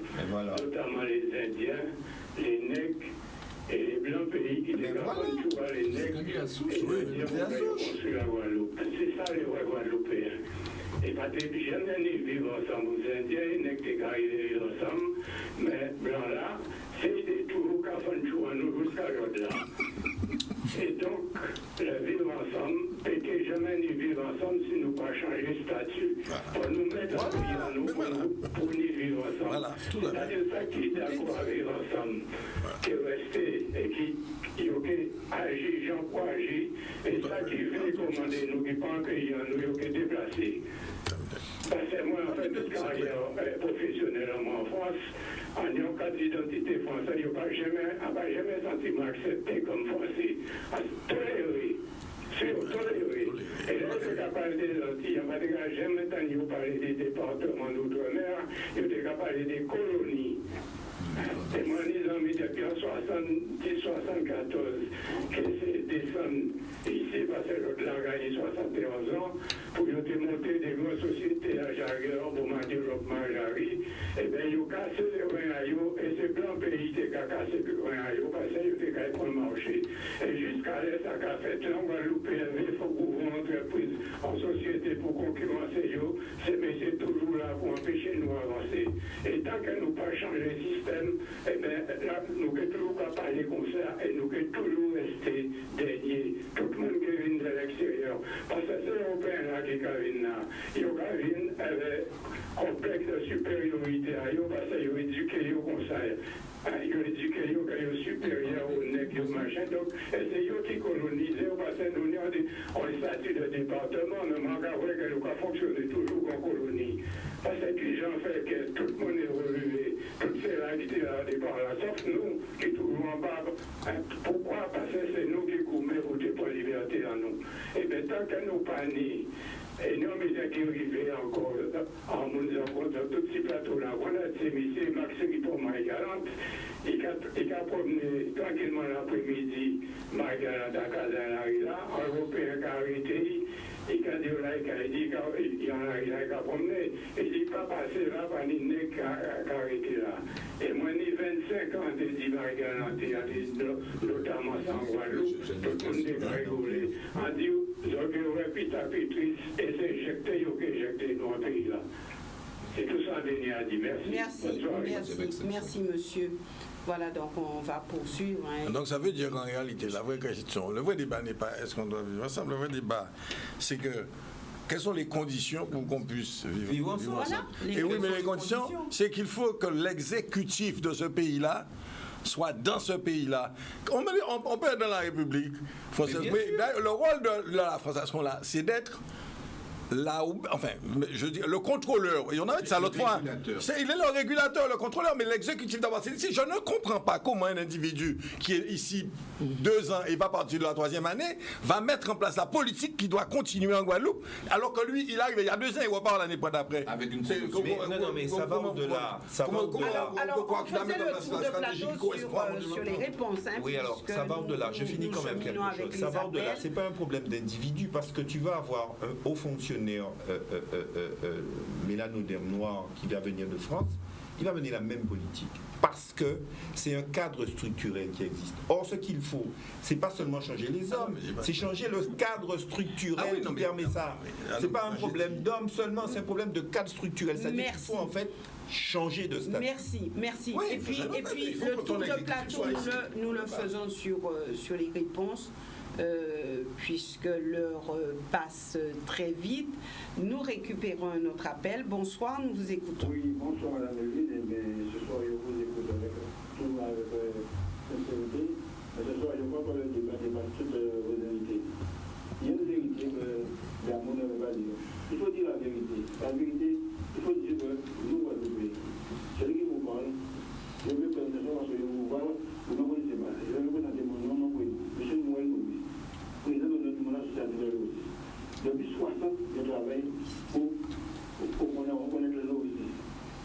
Nous, à l'eau ici, on a été victimes de ce vivre ensemble parce que quand il y a à l'O6, qui a travaillé après la chez Colcorbet, on disait nègre l'O6. Et c'est là que je vois le problème dans la Guadeloupe, c'est que la bourgeoisie a toujours, la petite bourgeoisie guadeloupéenne a pris le pas. Et comme je vous dis, c'est mal de la Guadeloupe. Et je crois que je dis 50 ans, parce que moi, je souvent à la Guadeloupe, il faut faire l'histoire de la Guadeloupe de 58, de Valentino à aujourd'hui, à 2020. Ça veut dire que je redis encore, la Guadeloupe a évolué trop vite. Parce que la vitesse de la Guadeloupe a évolué, on n'a même pas eu le temps de voir comment l'évolution a été faite. Aujourd'hui, nous sommes en train de nous aller sur le bateau. Vous êtes assis là, vous n'êtes pas d'accord pour le vivre ensemble. Parce que, je vous dis avant, on vivait dans la cour, la dernière fois, de la cour, on vivait bien avec les Guadeloupes. Mais depuis cette rénovation, cette évolution a été faite, brusquement, la Guadeloupe est un peu. Parce que la Guadeloupe avait son odeur. Quand vous êtes dans la Fribourg, l'odeur de Guadeloupe, aujourd'hui, cette odeur de Guadeloupe n'est pas là. Je vois aujourd'hui, Madame Guadeloupe, vous avez une télévision de proximité. A fait chercher les Guadeloupéens. Parce que dans un nom comme Michel Corbet, qui avait les productions de mon appel en tant qu'architecte, par son papa et lui-même, il peut vous donner l'histoire de la Guadeloupe. Et je pense qu'il y a M. qui était l'avocat, qui connaît bien l'histoire. Mais je pense que pour vivre ensemble, il faut que nous parlions, nous redisons un petit peu de 58 ans aujourd'hui. Merci, je vous écoute sur ma chaîne. Merci. Voilà donc un petit tour de plateau. Nous poursuivons. Alors, on ira du côté de ce côté du plateau avec Thierry. Alors, vivre ensemble, quelle réponse? Vivre ensemble, ça implique qu'il y ait un territoire, que deuxièmement, sur le territoire, qu'il y ait des personnes. Et à mon sens, que le vivre ensemble puisse profiter à tout un chacun, en sachant que je préfère le concept de la contiguïté ramenée à notre territoire plutôt que de celui de la mitoyenneté, parce que mitoyenneté, ça veut dire qu'il y a une partie centrale avec des personnes de chaque côté. La contiguïté, dans le même espace, il y a plusieurs, on va dire, quartiers ou sections ou personnes qui sont présentes, mais mon propos sera donc de répéter que nous sommes donc des personnes sur un territoire et que ces personnes doivent être éduquées. Éduquer, ça veut dire qu'il y a une action qui est menée de telle manière qu'on puisse élever des gens, c'est-à-dire les faire progresser, les remplir d'habitudes, parce que des attitudes auront été inculquées, qu'on soit éduqué à la solidarité, qu'on soit éduqué à la générosité, qu'on soit éduqué au parler direct, à la franchise, enfin, éduqué sur un ensemble, à recevoir un ensemble de valeurs, développer des facultés intellectuelles et morales. Il y a l'éducation. À côté de l'éducation, il y a, à mon sens, l'enseignement, qui est aussi une action notamment d'enseigner, c'est-à-dire que des savoirs soient transmis à des personnes qui ne les ont pas, de telle manière qu'entre l'éducation d'un côté, ces bonnes attitudes, ces attitudes positives, il y a la politesse, il y a des choses que nous avons perdues sur le territoire. Donc, qu'entre l'éducation et l'enseignement, puisque c'est la connaissance qui enrichit l'homme, y compris dans le domaine économique et combien d'autres, l'éducation, le savoir, par exemple, je vais juste donner cet exemple. Je vends des contrats d'assurance automobile. Il y a de ces personnes qui ne prennent pas le temps, qui ne veulent pas forcément consacrer un petit temps à savoir comment remplir un constat amiable quand il y a un accident. Quand le constat est mal rempli, c'est quelqu'un qui perd ses droits. C'est un problème notamment du savoir, de l'enseignement. L'éducation, l'enseignement ne peuvent pas vivre ensemble en contiguïté si il n'y a pas d'exemplarité. Donc je dis que sur ce territoire, et je rejoins notamment Robert et d'autres, quand ils parlent de l'aspect politique, et le politique, certes, il est là pour pouvoir prendre en compte le plus grand nombre, mais quelle exemplarité nous avons? Est-ce que sur cette île, sur ce territoire, sur cette Guadeloupe, en ce moment, on puisse dire qu'il y a un leader ou des leaders et que ça nous donne envie de pouvoir suivre un certain cap ensemble et qu'on ne soit pas, comme l'a dit à juste titre quoi, Samuel, en train de faire des coups politiques, tout et tout. Est-ce qu'il y a un projet éducatif qui élève vers le haut? Est-ce qu'il y a un enseignement qu'on appelle l'éducation nationale? Est-ce qu'il y a un enseignement de qualité qui puisse aussi élever tous les individus qui sont sur ce territoire-là? Ou est-ce qu'on n'est pas dans une chute vertigineuse vers le bas, ce qui conduit évidemment à ce qu'Harry disait, un certain génocide. C'est-à-dire que nous sommes en train nous-mêmes de nous éteindre quand d'autres sont en train de profiter de tout ce que nous faisons plus.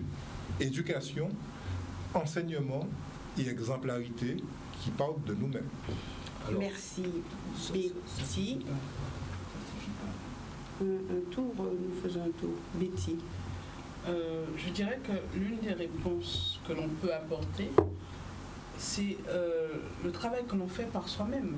Ça peut être soit en tant que chef d'entreprise, ça peut être soit lorsqu'on est dans une administration, on fait le travail pour répondre le plus correctement possible aux gens. Ça peut être les parents en étant vigilants, l'agriculteur en faisant un travail de développement d'une culture saine. Ça peut être un politicien qui travaille de manière consciencieuse pour toute la population et l'intérêt général. C'est par les actes. On ne décrète pas. Par contre, il y a quelque chose où je me rapproche de ce qu'a dit Samuel, c'est la question du développement économique. Un peuple qui ne détient pas les clés de son économie, qui ne détient pas les portes d'entrée et de sortie, un peuple qui ne détient pas le calendrier de son progrès dans le temps, c'est-à-dire comment tu te vois dans 5, 10, 20, 50 ans.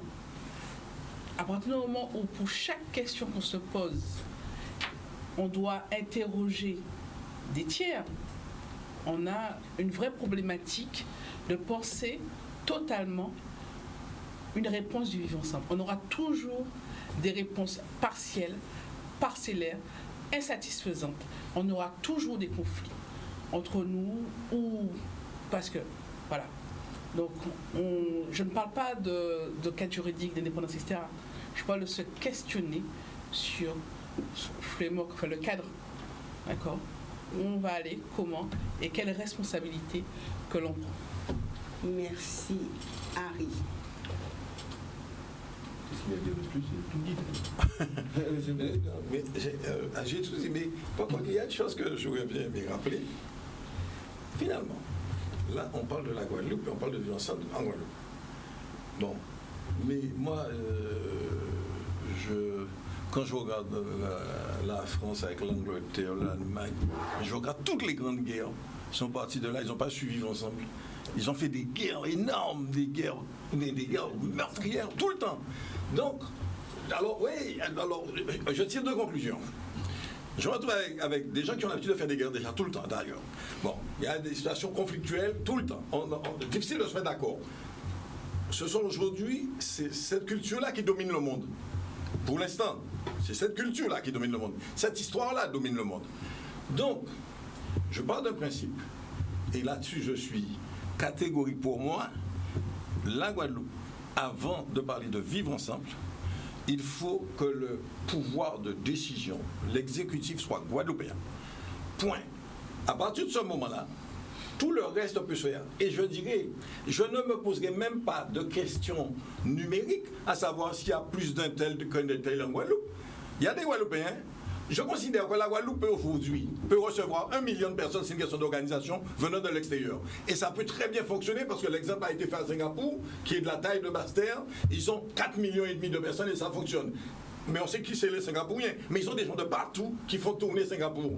Et ça pose aucun problème aux Singapouriens. Ça fonctionne. Et ça fonctionne bien. Ils sont assez satisfaits de leur sort.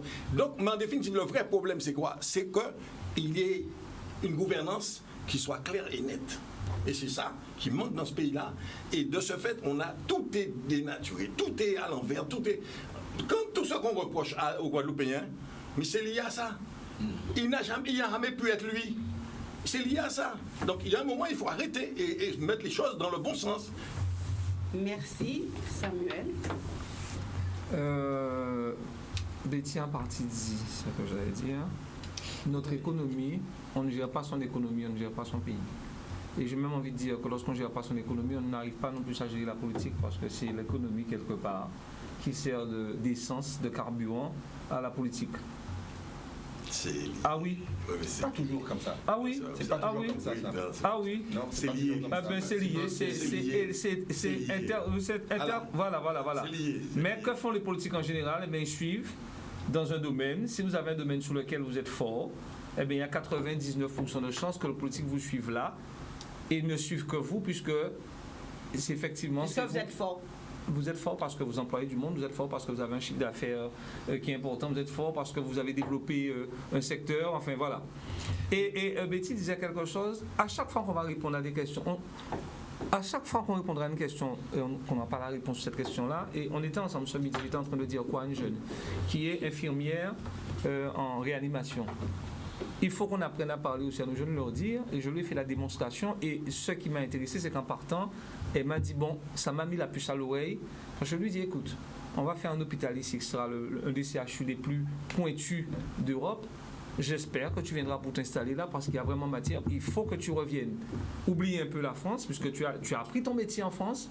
Mais tant qu'on ne va pas se parler, mais parfois encore une fois, on n'a pas... C'est pour ça que honnêtement, c'est parce que j'ai fait de la politique que je sais que tout ne vient pas du politique. Parce que normalement, la politique peut être bousculée aussi par les intellectuels d'un pays, peut être bousculée par les socioprofessionnels d'un pays. Tout n'est pas sur... Les politiques, parfois, ne voient pas. Parce que parfois, le politique n'a que...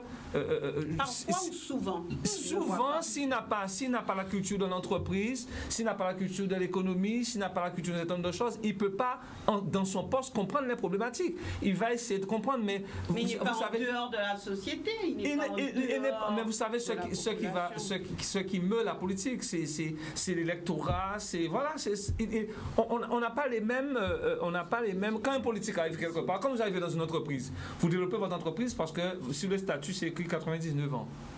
Quand vous arrivez en politique, vous avez 6 ans pour faire vos preuves et penser à comment vous allez être élu les 6 années d'après. Donc ce sont deux. Enfin, qu'est-ce qui prime? Pensez être élu d'abord ou... Mais c'est tout à fait normal, mais c'est humain.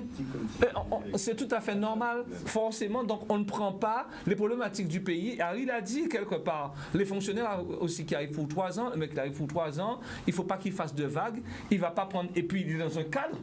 Et Robert l'a dit, quelle que soit la personne, il est dans un cadre parce qu'on l'envoie pour faire un travail. Donc il vient en mission. Mais s'il n'a pas en face de lui des Guadeloupéens responsables, des Guadeloupéens qui ont le pouvoir d'infléchir ses décisions, mais forcément, il va passer son chemin. Mais ça fait environ 40 ou 50 ans que je connais la Guadeloupe comme ça. Il n'y a pas beaucoup de choses qui ont changé quelque part. Donc, lorsqu'on... Donc, on ne vivait pas mieux ensemble? Mais le mieux, mieux vivre ensemble, ça n'a presque pas de sens pour moi, puisque ça n'a pas de sens, comme on le dit là. C'est-à-dire, si on fait appel à l'émotion, à l'amour, il faut s'aimer, tout ça, ça n'a pas de sens.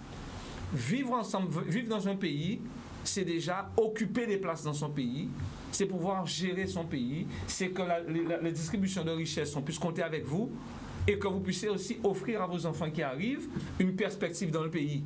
Pour moi, c'est ce qui s'appelle vivre ensemble. D'accord. Moi, je crois que fondamentalement, je ne parle pas des politiques, des élus, je parle de la politique. C'est la politique qui fixe le cadre général de la vie. Il ne faut pas se leurrer sur ça. C'est la politique, c'est les décisions politiques qui fixent le cadre, par exemple, du développement économique. C'est une réalité. Et tu n'auras de poids aujourd'hui que si tu as un cadre politique ou un cadre fiscal qui te permet de dire tu peux développer ça et pas développer ça. C'est ça la réalité. Et on voit même qu'il y a des politiques qui ont pris des décisions pour essayer de battre les monopoles. Nous sommes d'accord. La réalité, c'est que les monopoles sont encore là. Ah ben voilà. Ils sont encore là parce que le statut politique ne permet pas autre chose. Parce que le statut politique permet cette réalité, qu'on ne peut pas avancer sur ça. C'est la raison pour laquelle je dis que le politique, et non pas les politiques, c'est ça qui est essentiel dans cette dynamique-là. Et c'est l'agir politique qui permet justement le développement économique, l'équité sociale et l'éducation et l'enseignement. Et c'est ça qui fixe la dynamique qui permet justement et d'éduquer, et de développer, et de faire ensemble.